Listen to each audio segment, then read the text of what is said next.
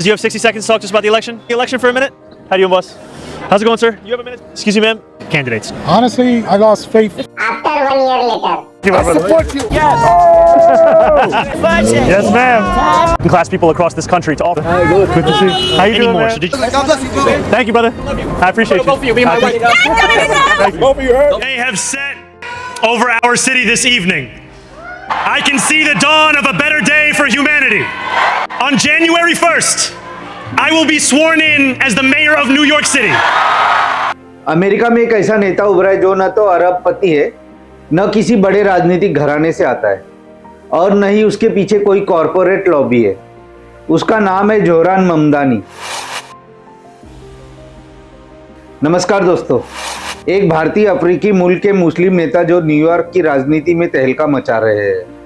आज हम बताएंगे एक ऐसे शख्स के बारे में जिसने सिस्टम में रहकर सिस्टम को चुनौती दी। So Donald Trump, since I know you're watching, I have 4 words for you. Turn the volume up. ये कहानी है जोहरान ममदानी की। जोहरान का जन्म 18 अक्टूबर 1991 में कंपाला, युगांडा में हुआ। उनके पिता मशहूर अर्थशास्त्री और लेखक महमूद ममदानी और मां मीरा नायर जो विश्व प्रसिद्ध फिल्म मेकर है, जिन्होंने मानसून वेडिंग, द नेमसेक जैसी फिल्मों से भारत का नाम रोशन किया। जोहरान के जीवन की कहानी भारत, अफ्रीका और अमेरिका तीनों जगह से जुड़ी है। जोहरान ने हाल ही में सीरियाई कलाकार रमा दुआजी से शादी की है, जो मल्टी कल्चरल हार्मोनी का प्रतीक है। उनके दादा दादी जो भारतीय प्रवासी थे, वे अफ्रीका में जाकर बसे और फिर ईदी अमीन के शासन में जब एशियाई लोगों पर अत्याचार शुरू हुआ तो उनका परिवार युगांडा छोड़ने को मजबूर हुआ। इस संघर्ष ने जोहरान के भीतर इमिग्रेंट जस्टिस और इक्विटी के बीज बो दिए। जोहरान जब छोटे थे तब उनका परिवार न्यूयॉर्क आ गया। उन्होंने बोर्डन कॉलेज से अपनी पढ़ाई की और यहीं से राजनीति और एक्टिविज्म में रुचि बढ़ाई। कॉलेज के दौरान उन्होंने पैलेस्टीनियन राइट्स, रेशल जस्टिस और अफोर्डेबल हाउसिंग जैसे मुद्दों पर काम किया। लेकिन उन्हें असली झटका तब लगा जब उन्होंने देखा अमेरिका में भी भेदभाव, गरीबी और भ्रष्टाचार वैसा ही है जैसे दूसरे देशों में होता है। जोहरान ने कॉलेज के बाद एक रियल वर्ल्ड एक्सपीरियंस लेने का फैसला लिया। जोहरान ने न्यूयॉर्क टैक्सी वर्कर्स अलायंस जैसे समूहों के साथ काम किया, प्रोटेस्ट में भाग लिया और ड्राइवर्स के साथ एकजुटता दिखाने के लिए कैंपेन्स का हिस्सा बने, ताकि वो जान सके कि आम मजदूरों की जिंदगी कैसे होती है। यह अनुभव उनकी लाइफ बदलने वाली साबित हुई। उन्होंने देखा कि कैसे टैक्सी ड्राइवर्स को लोन्स, पॉलिसीज और कॉर्पोरेट ग्रिड ने तबाह कर रखा है। उन्होंने कई ड्राइवर्स को देखा जो डिप्रेशन में चले गए और कई लोगों ने तो आत्महत्या कर ली। यहीं से उन्होंने तय किया, मैं इस सिस्टम को बदलूंगा। 2019 में जोहरान ने न्यूयॉर्क स्टेट असेंबली से चुनाव लड़ने का फैसला लिया। उन्होंने खुद को डेमोक्रेटिक सोशलिस्ट कहा। इसका मतलब था वो कैपिटलिज्म को चैलेंज करते हैं और वर्किंग क्लास के लिए पॉलिसीज चाहते हैं। शुरुआत में किसी ने उन्हें गंभीरता से नहीं लिया। वो डोर टू डोर कैंपेन करते, लोगों से सीधे मिलते और उनकी प्रॉब्लम सुनते। Thank you. वालेकुम सलाम जी, कैसे हो? अल्लाह का शुक्र है, आप थैंक यू जी। आप वोट किए अब तक? उनकी सिंपल लाइन थी, we deserve a New York for the many, not the few. 2020 के चुनाव में उन्होंने एक चमत्कार किया। उन्होंने 6 बार से लगातार जीत रहे इनकम्बेंट को हरा दिया। यह जीत सिर्फ राजनीतिक नहीं थी, यह एक आइडियोलॉजिकल रिवॉल्यूशन था। असेंबली में जोहरान ने वो किया जो आम नेता करने से डरते। उन्होंने एक अभियान शुरू किया ताकि बिजली जैसी जरूरी सेवाएं प्राइवेट कंपनियों के बजाय जनता के नियंत्रण में हो।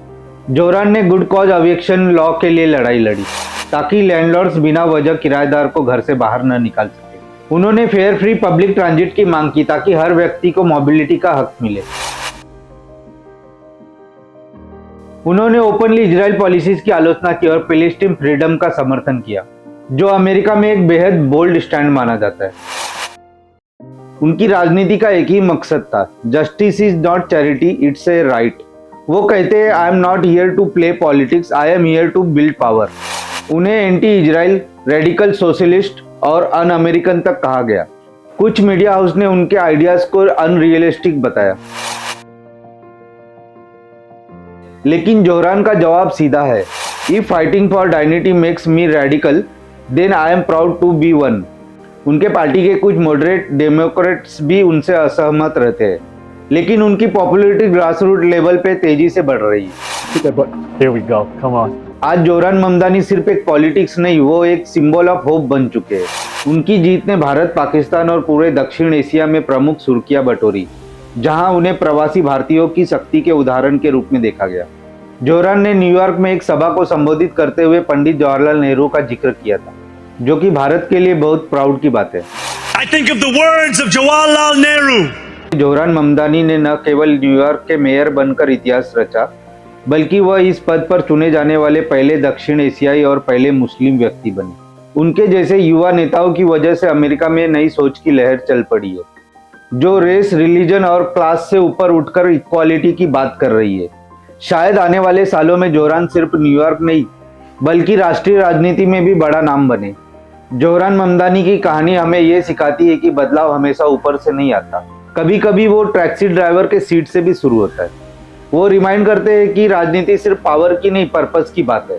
तो दोस्तों, अगर ये कहानी आपको प्रेरणादायक लगी हो तो इसे शेयर जरूर करें, क्योंकि शायद इसी वीडियो से किसी और जोरान को अपनी आवाज़ मिले। अगर आप ऐसे fact based real life stories देखना चाहते हैं तो चैनल को सब्सक्राइब करें और कमेंट्स में बताएं कि अगला वीडियो किस नेता या मूवमेंट्स पे बनाना चाहिए। धन्यवाद।